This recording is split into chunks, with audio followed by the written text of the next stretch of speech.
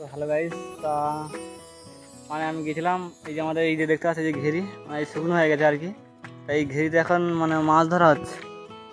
এই যে দেখতে পাচ্ছ মাছ ধরছে একটা লোক, ঠিক আছে। তো ওইখান থেকে আমাকে মাছ দিয়েছে। আর শুধু মাছের সাইজ দেখবে আর ওজনটা দেখবে আর। এই হচ্ছে মাছ, বুঝতে পারলে? এই যে মাছ, ঠিক আছে। একটা মাছেরই ওজন দেখবে কতটা। কাটা মন আছে, এই যে মাছ একটা রাখলাম। একটা মাছের ওজন 50 গ্রাম, মানে ভাবতে পারছো? এই একটা মাছের ওজন 50 গ্রাম, তার মানে এখানে কটা আছে? একটা, দুটো, তিনটে, চারটে, পাঁচটা, ছটা, সাতটা, আটটা, নটা।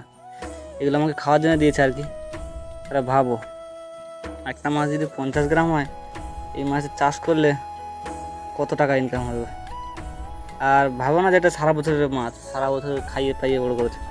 এ হচ্ছে মাছ, কমসে কম 3 মাস খাইয়েছে একে। 3 মাসে এত 50 গ্রাম করে ফেলেছে, ভাবতে পারছো?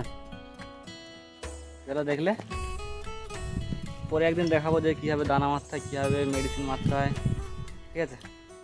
টাটা।